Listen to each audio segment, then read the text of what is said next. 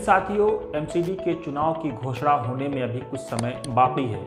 माना यह जा रहा है कि 12 मार्च 2022 तक कभी भी एमसीडी के चुनाव की घोषणा हो सकती है।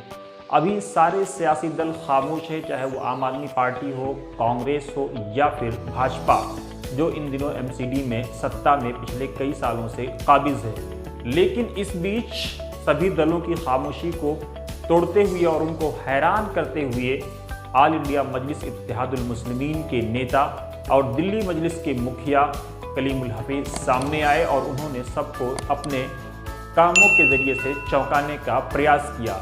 कलीमुल हफीज ने मौजपुर में रोड शो करके अपने विरोधियों को ये बताने का प्रयास किया कि वो उनको हल्के में न लें। साथ ही इस बात का संकेत भी दे दिया कि जल्द ही दिल्ली की सियासत में, एमसीडी की सियासत में, दिल्ली के चुनाव में ऑल इंडिया मजलिस इत्तेहादुल मुस्लिमीन के राष्ट्रीय अध्यक्ष और हैदराबाद से सांसद असदुद्दीन ओवैसी की भी एंट्री होने वाली है। कलीमुल हफीज ने इस मौके पर अपने विरोधियों पर वार करते हुए कहा कि जिन लोगों ने 70-75 सालों से दलितों को, पिछड़ों को, मुसलमानों को, कमज़ोरों को ठगने का प्रयास किया है, अब हम उन लोगों को ठगने नहीं देंगे।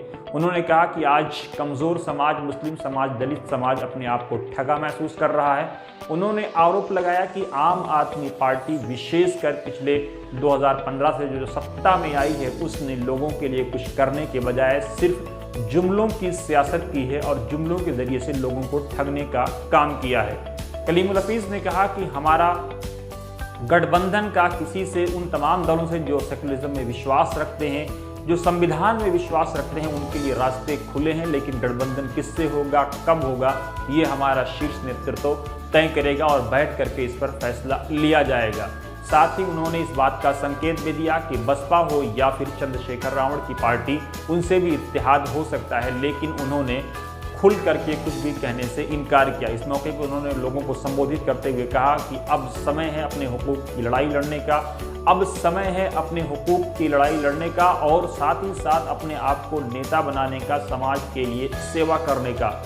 उन्होंने कहा कि आज असदुद्दीन ओवैसी एक मजलूमों के नेता के तौर पे, एक शोषितों, पिछड़ों, मुसलमानों और कमज़ोरों के नेता के तौर पर उभरे हैं और जिस तरह से संविधान के साथ तर्कसंगत वो बात करते हैं, आज उनके बातों की कोई तोड़ नहीं है। उन्होंने कहा कि गोदी मीडिया हो या रोगी मीडिया, वो उनको ज़रूर निशाने पर लेते हैं, लेकिन तर्कों के साथ उनका काउंटर नहीं कर पाते हैं।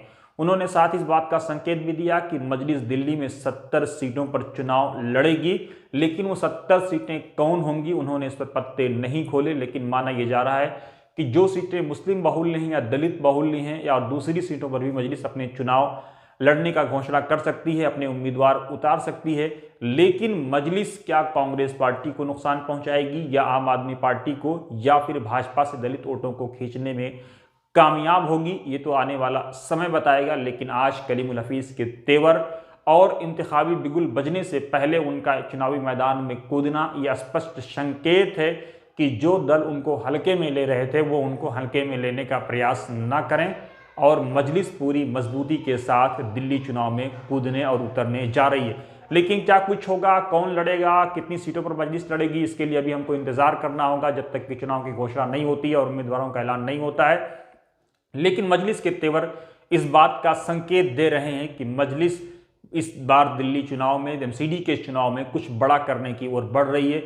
लेकिन क्या जनता एक्सेप्ट करेगी, नतीजे क्या होंगे, यह आने वाला समय बताएगा। नमस्कार, हमारी वीडियो कैसी लगी जरूर कमेंट बॉक्स में अपनी राय दें। साथ ही हमारे चैनल को लाइक, शेयर और सब्सक्राइब भी करें। आप हमें डोनेट भी कर सकते हैं ताकि हम बिना रुके, बिना थके और बिना झुके इसी तरह से सही और सटीक खबरें आप तक पहुंचाते रहें। साथ ही साथ आप डिटेल में खबरें पढ़ने के लिए हमारी वेबसाइट www.watansamaachar.com और urdu.watansamaachar.com पर लॉगिन कर सकते हैं। फेसबुक पर आप हमें वतन समाचार पर फॉलो कर सकते हैं। ट्विटर पर भी @वतन समाचार करके आप हमको फॉलो कर सकते हैं। यूट्यूब पर आप सब्सक्राइब वतन समाचार की सब्सक्राइब करके घंटी वाला बटन दबाएं ताकि बिना हमारी सारी अपडेट्स आपको बिना ताखिर के पहुंचते रहें।